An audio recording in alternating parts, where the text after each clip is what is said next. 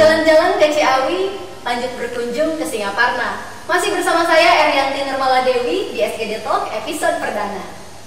Well, SGD Fighter sudah hadir bersama saya, Bapak Wakil Rektor 1 Bidang Akademik, Bapak Profesor Dr. Haji Rosihan Anwar MAG. Selamat siang Prof. Damang. Selamat siang, Damang.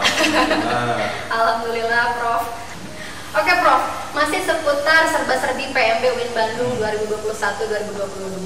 Banyak banget Prof pertanyaan yang masuk ke kita. Salah satunya ada dari @tiwi anggraini 27 yang akan mengawali obrolan kita pada siang hari ini Prof. Begini kurang lebih pertanyaannya Prof. UIN Bandung bekerja sama dengan pihak mana aja sih katanya Prof? Karena kalau saya jadi mahasiswa baru, mungkin ini juga salah satu yang kita cari Prof. Relasi kampus dengan pihak mana saja begitu. Ini juga jadi pertimbangan para mahasiswa baru untuk memilih universitas. Kira-kira bagaimana Prof? Baik, pertanyaan yang sangat bagus ya untuk Ananda siapa? Tiwi Anggraini. Ya, Ananda Tiwi Anggraini. UIN Bandung saat ini sedang menanjaki tangga reputasi internasional. Ya. Oleh karena itu tentu kita membangun jejaring network dengan dunia internasional. Ya. Misalnya kita bekerjasama dengan berbagai perguruan tinggi yang ada di negara-negara luar negeri ya, seperti beberapa negara tetangga, ya, termasuk juga negara-negara yang ada di Eropa ya. Jadi tujuannya nanti untuk salah satunya nanti untuk pelaksanaan implementasi kurikulum MBKM yang Merdeka Belajar dengan kampus Merdeka. Kita harapannya nanti mahasiswa-mahasiswa bisa melakukan pertukaran pelajar dengan perguruan tinggi yang sudah melakukan MOU dengan kita. Tetapi juga kita tetap membangun jejaring dengan lembaga-lembaga yang ada di dalam negeri, baik yang negeri maupun yang swasta. Misalnya kampus-kampus yang ada di dalam negeri tentu kita membangun kerjasama ya, kampus-kampus negeri, jadi khususnya yang di Bandung yang kayak Unpad, di IPB tadi, ini kita sudah melakukan kerjasama dengan IPB, UPI dan sebagainya ya. Kita juga bekerjasama dengan berbagai lembaga-lembaga negara ya. Jadi nanti para mahasiswa terkait dengan pelaksanaan PPL ya, dan kemudian terkait dengan pelaksanaan KKN atau untuk magang, kita sudah bekerja sama dengan lembaga-lembaga itu. Itu harapannya dengan membangun jejaring ini, di samping untuk mengokohkan juga perguruan tinggi, juga untuk menjadi lahan pengabdian bagi para mahasiswa kita, dan harapannya nanti juga akan menjadi tempat kerja mereka ketika selesai dari kampus. Begitu SGD Fighters, jadi banyak sekali lembaga-lembaga yang telah bekerja sama dengan UIN Sunan Gunung Jati Bandung, jadi kamu gak usah khawatir ya. Sekarang Prof, orang tuh Prof biasanya begini Prof, kamu kuliah di mana? Di UIN Bandung. Oh, bakal jadi pendakwah ya, bakal jadi ustadz ya. Jadi Prof ada semacam stigma di masyarakat begitu ya, bahwa UIN Bandung hanya menyediakan program-program studi yang kaitannya dengan keagamaan Prof. Nah, berbicara dengan itu, apa saja sih Prof UIN Bandung menawarkan fakultas apa saja dan ada berapa prodi begitu? Ya. Kalau sebelum menjadi UIN ya, atau UIN Universitas Islam Negeri tahun 2005, mungkin anggapan seperti itu tepat ya. UIN Bandung hanya menyediakan calon-calon pendakwah, hakim saja. Tapi setelah berubah menjadi universitas tahun 2005, kita juga membuka prodi-prodi, fakultas-fakultas dan prodi-prodi umum ya. Jadi ada hitungannya ada 16 prodi umum, kemudian 30 prodi agama. Umum dan agama ini sebenarnya hanya istilah administrasi saja ya.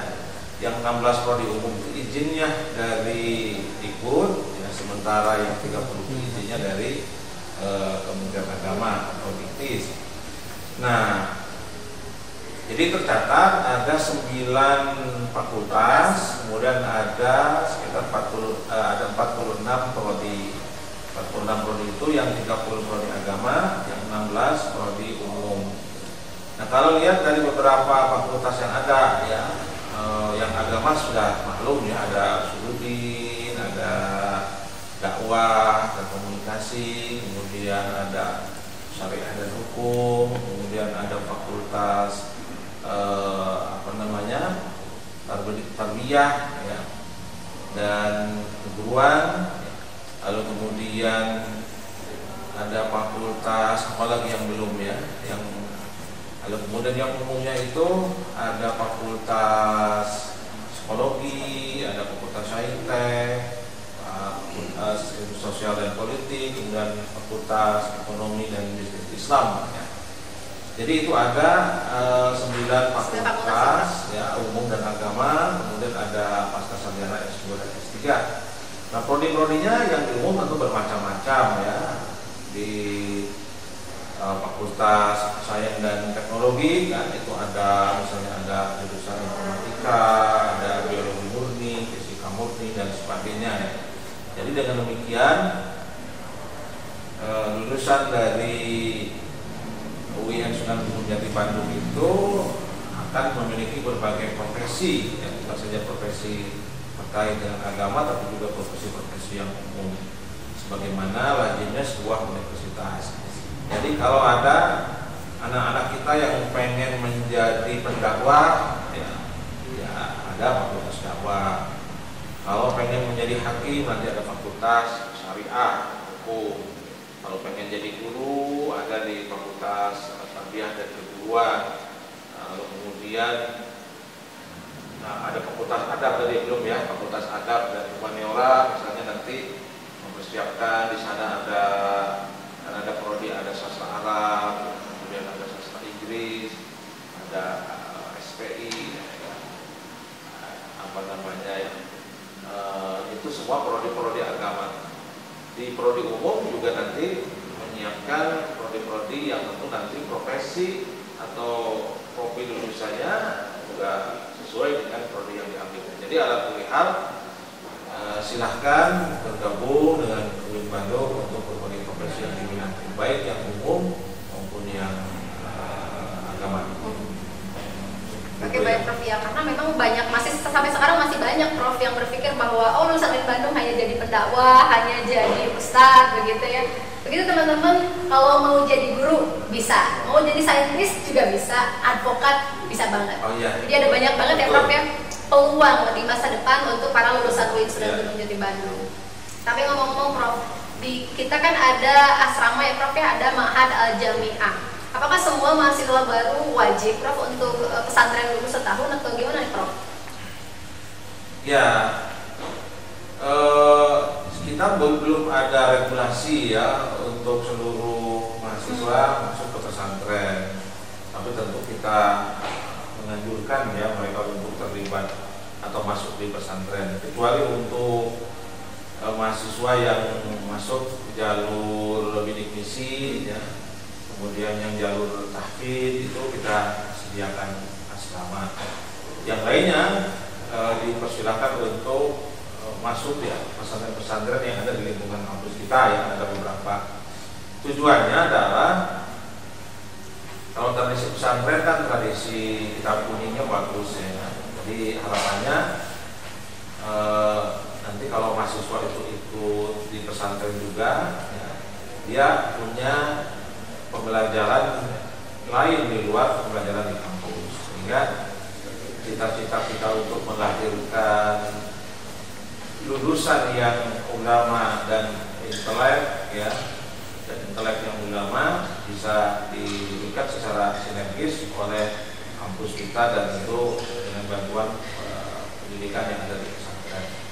Jadi sampai hari ini kita belum mewajibkan ya mahasiswa seluruhnya untuk masuk ke asrama atau ke pesantren, kecuali tadi itu ya yang jalur bidik misi dan jalur prestasi tahfidz. Oke Prof, sekarang kita akan bongkar jalur masuk ke UIN Bandung ya Prof, yang terutama mungkin untuk jalur mandiri yang akan kita sop-sop ke depan ya Prof. Ada berapa sih Prof jalur pendaftaran PMB UIN Bandung dan apa saja persyaratan serta apakah ada batasan usia Prof? Karena banyak juga ternyata Prof yang nanya soal saya gap year dulu nih sekian tahun masih bisa nggak ya? Banyak pertanyaan macam itu Prof. Iya.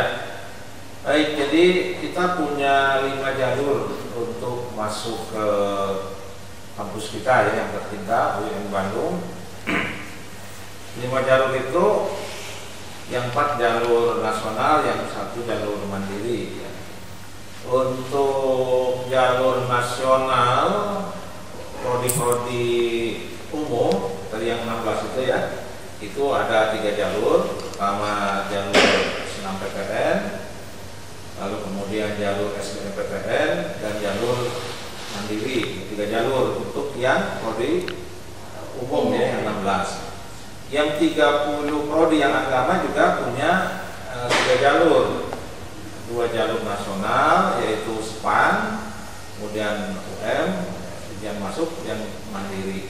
Jadi semuanya dari 5 jalur, tapi yang kalau dipilah-pilah yang 16 prodi umum itu jalurnya 3, kemudian yang umum jalurnya 3. Jadi semuanya 5 karena sama-sama yang mandiri sama semuanya ikut mandiri. Semuanya berarti ya, semua prodi bisa. Ikut 5. Nah, untuk kuotanya untuk 100% jumlah mahasiswa yang dialokasikan masuk kampus kita. Untuk jalur SNMPTN kita mengalokasikan 30%, kemudian SBMPTN 40%, kemudian mandiri itu 30% ya. Ini untuk yang jalur umum, semuanya 100. Kemudian yang jalur agama, yang prodi-prodi agama itu untuk SPAN 25%, kemudian ujian masuk atau UM 45%, sisanya 30% mandiri. Itu jadi jumlah 100%. Jadi yang mandiri itu baik untuk prodi umum atau prodi agama, kuotanya kita siapkan sebanyak 30%. Nah, untuk jalur mandiri tidak ada persyaratan.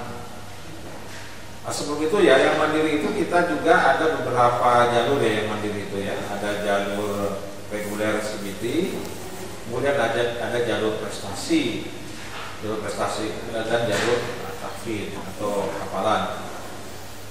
Untuk jalur tahfidz itu persyaratan minimal 5 juz hafal. Itu karena alokasinya juga terbatas, kalau yang hafalnya lebih dari 5 juz tentu akan punya potensi atau peluang lebih besar daripada yang 5 juz. Tapi persyaratan minimal untuk tahfidz itu adalah 5 juz ya. Jadi yang 1 juz hafal 1 juz sampai 4 juz sebaiknya ikut yang jalur reguler saja, yang CBT ya. Kalau untuk prestasi itu ada beberapa bidang ya, ada bidang olahraga, kemudian ada bidang seni, ada bidang keagamaan ya, kayak teki dan sebagainya. Nah, untuk jalur mandiri itu tidak ada persyaratan usia ya. Jadi bebas saja Prof. Silakan kalau ada yang mau usia 30 juga ya. Sementara untuk jalur nasional itu ada persyaratan yang 3 tahun ya, 3 tahun terakhir berarti. Betul, 3 tahun terakhir. Ya, jadi kalau tahun 2021 ini berarti maksimal itu yang angkatan 2019. Nah, persyaratan yang lain tentu persyaratan dan ketentuan berlaku ya. Ya, tentu dia harus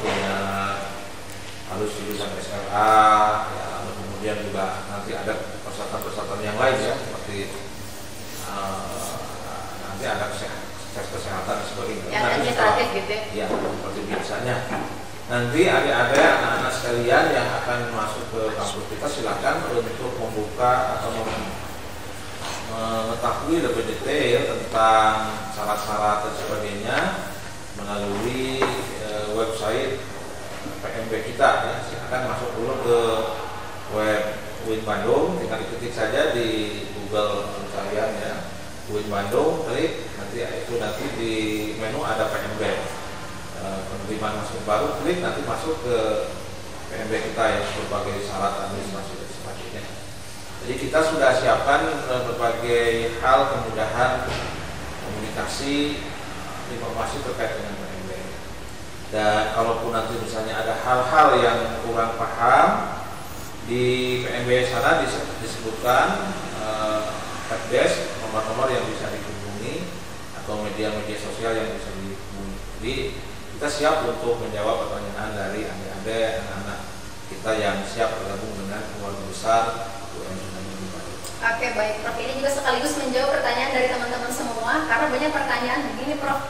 Kenapa di jalur UMPTKIN nggak ada prodi A? Kenapa di SNMPTN kok nggak ada prodi B? Ini banyak juga Prof ternyata, dan itu sekaligus menjawab pertanyaan teman-teman semua begitu. Tapi untuk jalur mandiri ini semua prodi tersedia ya Prof, 46 prodi dan 9 fakultas begitu. Tapi ngomong-ngomong soal jalur prestasi Prof, ada batasan nggak sih Prof? Ada batasan minimal misalkan harus prestasi tingkat apa? Ya tentu prestasi yang kita harapkan tuh minimalnya tingkat nasional. Kalau tingkat RT, kira itu untuk ini untuk konteks PMB mungkin kita belum bisa masukkan. Jadi minimal event nasional, juara TNI atau misalnya juara olahraga atau tarik suara segala macam. Oke, baik Prof. Selanjutnya Prof, ada kelas karyawan nggak sih Prof untuk S1? Tidak ada, kita tidak punya kelas karyawan, semuanya kelas reguler. Oke Prof. Selanjutnya ada kuota nggak Prof? Kalau tadi berbicara kuota untuk semua jalur ya Prof ya, untuk 5 jalur. Untuk PMB mandiri sendiri Prof, untuk jalur mandiri ada kuota nggak sih Prof? Untuk jalur tahfiz berapa, prestasi berapa, sama reguler berapa? Ya, jadi untuk mandiri itu 30% ya, 30%. Nanti kalau misalnya untuk tahfiz kita lihat saja, kalau misalnya menyesuaikan ya. Kalau misalnya yang hafalan 30 jam banyak, tentu kita akan prioritaskan. Kita siap nih Prof, kita siap untuk menerima. Kita prioritaskan yang 30 juz ya, yang 30 juz itu kira itu akan menjadi prioritas ya. Tapi tentu nanti di jalur tahfiz itu bukan hanya syahadah ya, bukan hanya syahadah itu semacam sertifikat ya, tapi juga ada tes ya. Kita ingin mengecek sejauh mana informasi terkait dengan hafalan benar 30 itu tidak. Jadi tidak hanya sekedar syahadah ya, tapi juga ada seleksinya, ada tes untuk tahfiznya.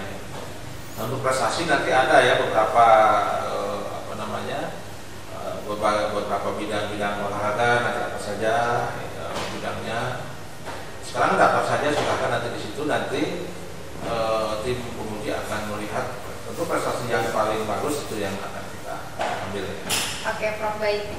Peluang yang sangat besar sudah ada di depan mata. Tinggal apakah kamu sudah siap memanfaatkan peluang besar itu? Ada banyak sekali jalur masuk yang disediakan oleh UIN Sunan Gunung Jati Bandung. Tinggal teman-teman pilih mana yang terbaik untuk teman-teman. Jangan takut mencoba ya. Terakhir Prof, closing statement dari Prof nih untuk para calon mahasiswa baru untuk meningkatkan semangat mereka. Ya baik, anak-anakku di mana saja berada, Universitas Islam Negeri Sunan Gunung Jati Bandung hari ini sedang berada dalam prestasi yang membanggakan ya. Hari ini UIN Bandung berada di ranking 2 perguruan tinggi di Indonesia versi SIR atau Skimago institusi ranking. Kemudian juga di Webometrik kita sekarang di posisi nomor 1 di PTKIN yang ada di Indonesia. Dari PTKIN atau perguruan tinggi Islam Negeri versi Webometrik kita berada di posisi nomor 1. Lalu kemudian juga saya ingin menyampaikan bahwa UIN Bandung memiliki jejaring yang tadi sudah disebutkan secara sekilas ya di awal, tapi kita punya jejaring yang luas dan pengalaman kita melalui proses penelusuran alumni UIN Bandung.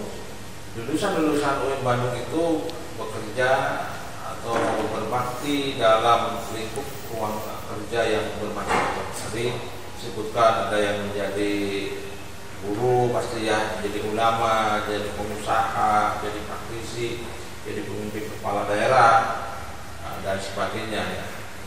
Nah, oleh karena itu UIN Bandung sebagai salah satu lembaga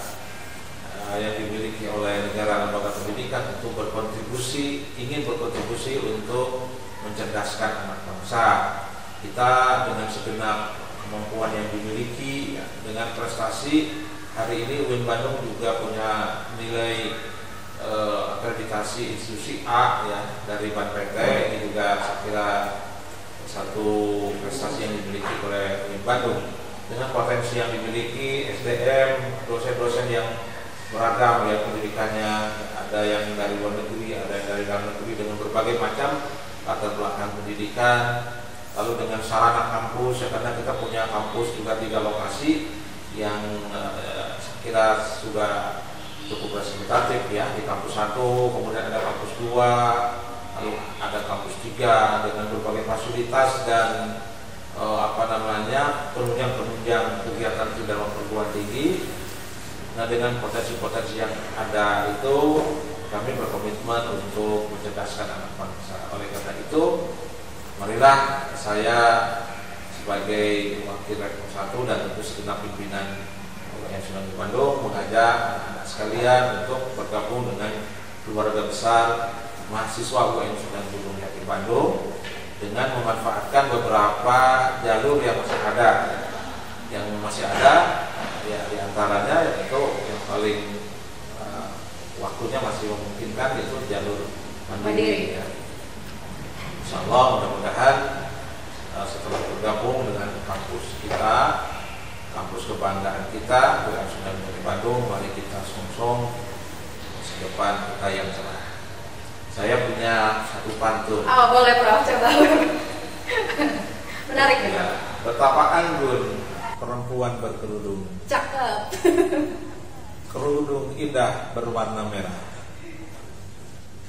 Mari bergabung dengan UIN Bandung untuk menatap masa depan yang cerah. Oke, luar biasa. Mari bergabung bersama UIN Bandung untuk masa depan yang lebih cerah. Jangan kemana-mana, kami akan kembali setelah pariwara berikut ini.